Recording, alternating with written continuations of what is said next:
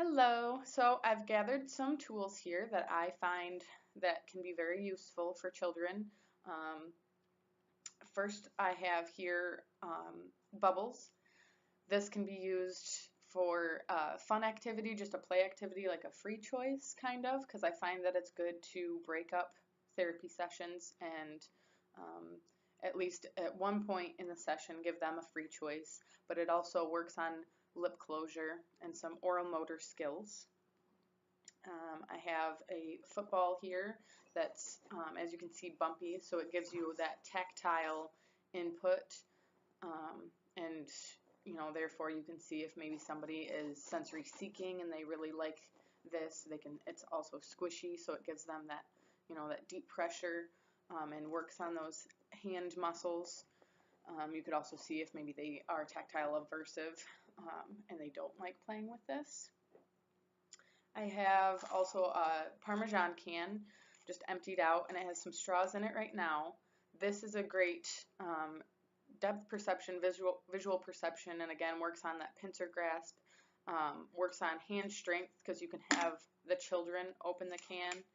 And then I have very skinny straws here, so you can see that it really demands your fingers to create a small pincer grasp, so you can adjust the straw width and length, but then they find the hole and place it in there, so that's a good activity.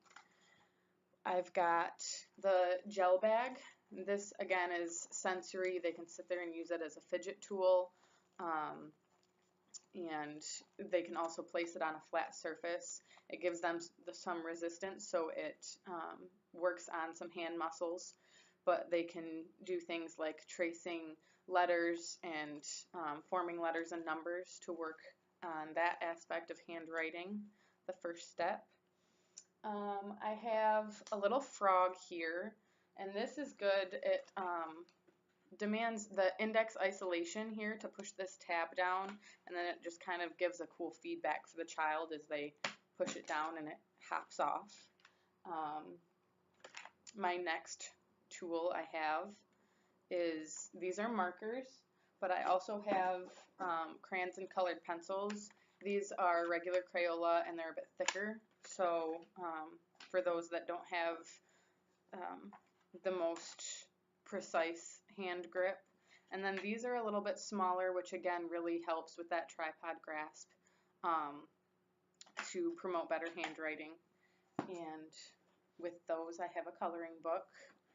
Sometimes you can just use blank paper so that they can draw things. You can write mazes and also work on more visual acuity and visual motor integration.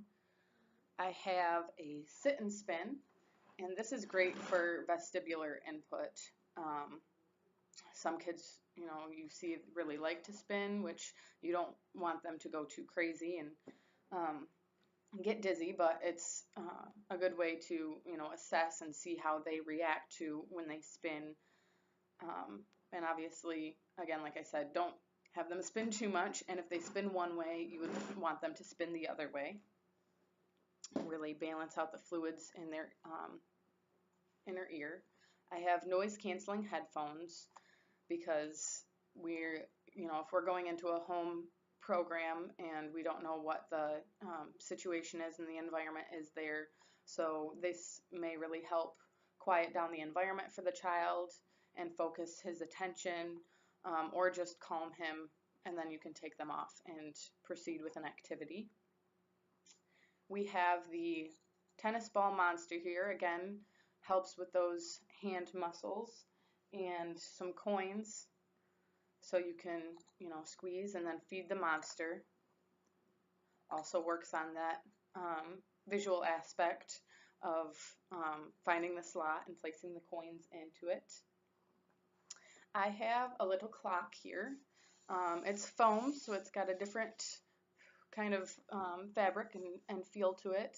So you can have the child, once it's age appropriate, once they reach about starting around 4, but then it's really not demanded of them until they're 5, 6, and on up to be able to tell time and So they can either make a time and you can ask them, to find a time, and they can move the hands, or you can move the hand and ask them what time it is. Works on some IADL skills and really gets them prepared for other things. I have here a xylophone for those toddlers and young children. Work on the hand grasp and really help them. You can place it to the side of them and work on trunk rotation and core stability, hand strength, and then it gives them the audio input, and you can see how they're interacting. You can try and start learning colors and ask them to hit the green bar or the blue bar. So that's a great tool to have. And then here I have a small puzzle. These are birds. You can focus on the fine motor skills. It says the word here, parrot, so you can work on, here's a picture of a parrot. Find the word parrot and parrot together. No pun intended. And I have a yoga mat. It really helps when you don't know what kind of environment, again, you might be going into. It both gives a defined space for the individual, for the child during their therapy session.